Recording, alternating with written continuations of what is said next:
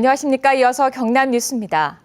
남해안의 적조가 올해는 다음 달 하순까지 계속돼 큰 피해를 낼 것이란 전망이 나왔습니다.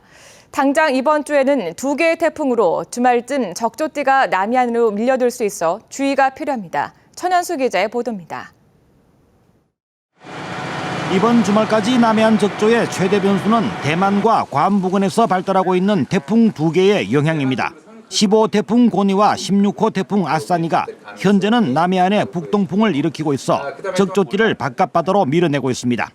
하지만 이번 주말 태풍이 북상하면 바람은 남풍으로 바뀝니다. 적조는 연안 쪽에 고밀도로 집적될 가능성이 대단히 높아요. 그래서 이번 주말을 좀 조심해야 되지 않을까 이렇게 생각합니다. 남해안 수온은 적조 번식의 최적의 온도인 24에서 25도, 먹이가 되는 영양 염류도 풍부하기 때문에 다음 달 하순까지 적조 세력이 강할 것으로 예상됩니다. 소조기 때는 고밀도 적조가 일단 발생을 하면 연안 측에 오랫동안 정체될 수가 있습니다. 그래서 특히 이 소조기 때 양식장 관리에 주의를 해야 됩니다. 9월 적조에 피해가 컸던 예년의 경험에 따라 경상남도는 유형별 대응 작전을 마련했습니다. 바닷물 속에서 적조 포자가 소량이라도 발견될 경우 예방적 황토 살포를 반복해 양식장을 방어합니다. 적조 개체가 천개체 올라가다가 또 방제를 하면 떨어지고 올라가 떨어지고 해서 아마 천개체 미만으로 해서 별 피해가 없이 지금 잘 넘어가고 있습니다. 고밀도 적조에는 전해수 살포선과 물갈이선을 동시에 투입해 황토 방제 효율을 높입니다. 적조를 피하기 어려울 때는 양식장 그물을 터 어린 물고기는 방류하기로 하고 430만 마리에 대한 질병 검사를 맞춰뒀습니다. KBS 뉴스 천연수입니다. 경상남도가 로봇랜드 사업 정상화 전제 조건으로 창원시에 사과와 해당 간부의 문책을 요구하고 있습니다. 공이 창원시로 넘겨진 셈인데요. 안상수 창원시장의 대응이 주목됩니다. 오종호 기자의 보도입니다. 대우건설과의 로봇랜드 협상이 불공정 계약이라는 창원시의 비판에 아예 사업에서 발을 빼겠다던 경상남도. 홍준표 지사는 한 발 뒤로 물러서 창원시에 사업 중단 책임을 묻고 난 뒤 재개 여부를 검토하겠다고 밝혔습니다. 경상남도의 요구는 크게 2가지. 창원시의 사과와 미진한 보고를 해 사태를 촉발했다고 주장하는 창원시 간부의 문책입니다. 담당 공무원에 대한 어떤 책임 조치라든지 또는 창원시에서 사과를 한다든지 어떤 조치를 해주셔야. 로봇랜드 주변은 지난해 10월 공사가 중단되며 파헤쳐진 땅이 정리도 되지 않은 상태.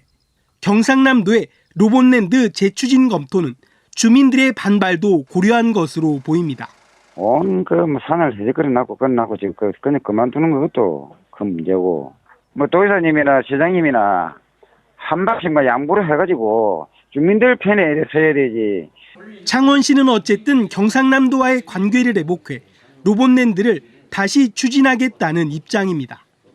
안상수 창원시장은 경상남도의 요구에 어떻게 대응할지 고민을 거듭하는 것으로 알려졌습니다.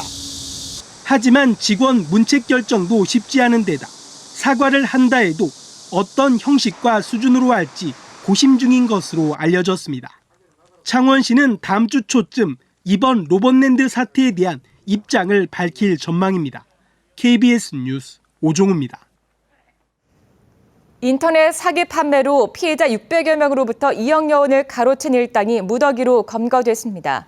경남지방경찰청 지능범죄수사대는 다른 사람 명의의 이른바 대포 통장과 대포폰을 이용해 물건을 싸게 판다고 속인 뒤 돈만 가로챈 혐의로 일당 15명을 검거하고 이 가운데 주범 29살 한모 씨 등 6명을 구속했습니다. 한 씨 등은 지난해 12월부터 인터넷 물품 판매 빙자 사기로 655명으로부터 2억 1,200여만 원의 돈을 가로챈 혐의를 받고 있습니다.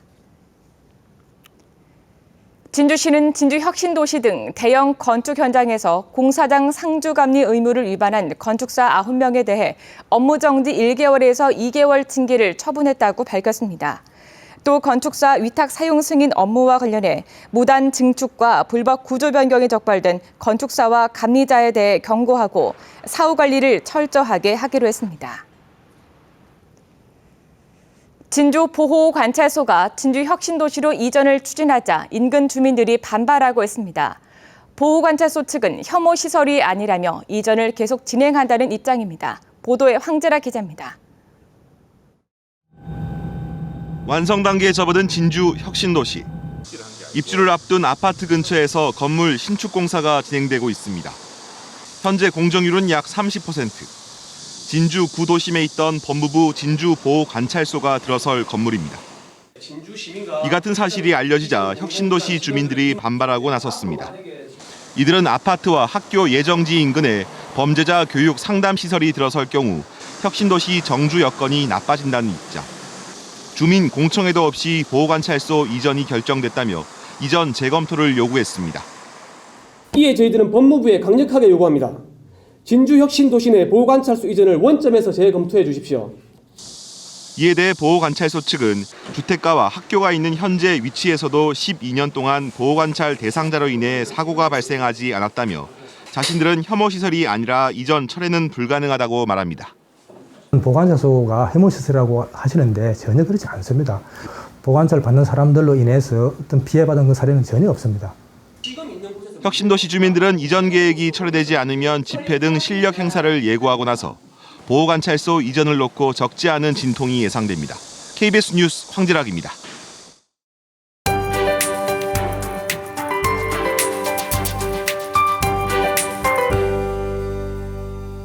더위의 기세가 점점 누그러지고 있습니다. 낮 기온이 어제보다 2, 3도가량 내려가겠는데요. 오늘은 대체로 30도 안팎의 더위가 이어지겠고 내일부터는 30도를 밑도는 더위가 한풀 꺾일 것으로 예상됩니다. 또 내일부터 우리 지역에 비 소식이 들어와 있습니다. 토요일까지 내리는 비는 토요일까지 비가 내리면서 한낮에도 조금 선선한 기분이 들겠는데요. 내일은 남해안 지역을 중심으로 비가 지나겠고 금요일과 토요일은 경남 모든 지역에 비가 내리겠습니다. 오늘은 동해상에 위치한 고기압의 가장자리에 들면서 종일 구름 많은 하늘 모습을 보이겠습니다. 하지만 구름량만 많을 뿐 대기질은 깨끗할 것으로 보이는데요. 먼저 현재 기온 살펴보면 창원이 24.2도로 전 시간에 비해 2, 3도가량 오른 모습입니다. 한낮에는 밀양과 창녕이 30도로 어제보다 2, 3도가량 낮겠습니다. 서부 지역으로도 더위는 한결 누그러진 모습입니다. 오늘 합천이 28도, 산청이 27도로 예년 이맘때보다 1, 2도가량 낮겠습니다. 바다의 물결은 0.5에서 최고 2.5m로 먼바다에서 높게 일겠습니다. 또 먼바다에는 오후부터 비가 지나는 곳이 있겠습니다. 기상정보였습니다. 지난 2010년부터 5년 동안 경남에서 운전 중 휴대폰을 사용하다가 적발된 건수가 전국에서 5번째로 많은 것으로 나타났습니다.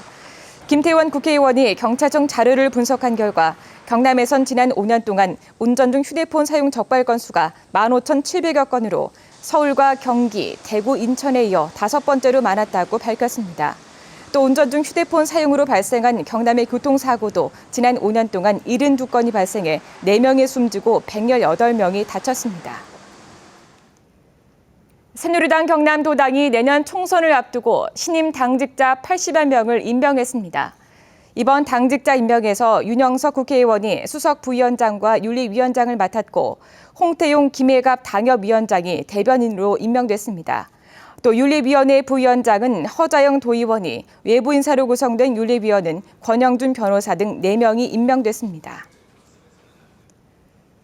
앞으로 지방자치단체장이 사업이 지지부진한 재개발, 재건축 사업장을 직권으로 해제할 수 있게 됩니다. 최근 도시 및 주거환경정비법 개정안이 국회 본회의를 통과하면서 자치단체가 정비구역을 직권 해지할 수 있고 이 경우 조합 등이 사용한 매몰 비용은 지자체가 지원하게 됩니다.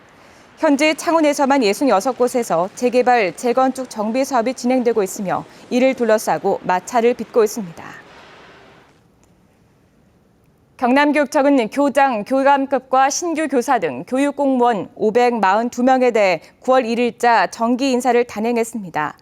김정재 창녕교육장이 본청 교육국장으로 발령나고 김상권 통영교육장 등 교육장 3명과 교장급 205명, 교감급 164명, 신규 교사 173명 등입니다.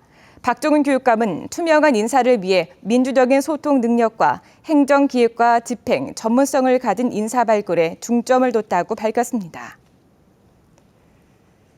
거제 해양플랜트 국가산업단지 조성을 위한 특수목적법인이 오늘 설립됩니다.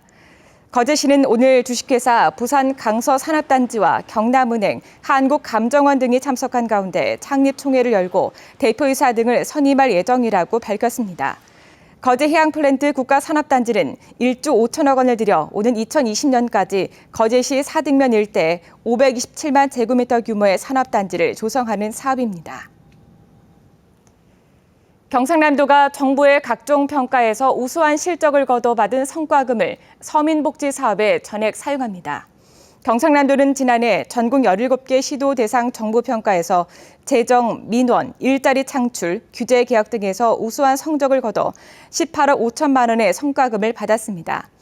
경상남도는 이 성과금을 저소득 노인 빨래방 서비스, 노인 활동 보조기 지원, 푸드뱅크 차량 지원 등에 전액 사용하기로 했습니다. 자전거 탄 풍경과 함께하는 2015 창원시립교향악단 야외 팝스 콘서트가 오는 21일 저녁 7시 30분 진해문화센터 야외 공연장에서 열립니다.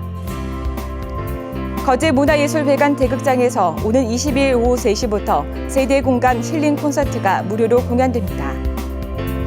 김해 문화전당에선 한국현대미술의 거장 고 전영임 화백의 탄생 100주년 기념전이 이달 말까지 개최됩니다.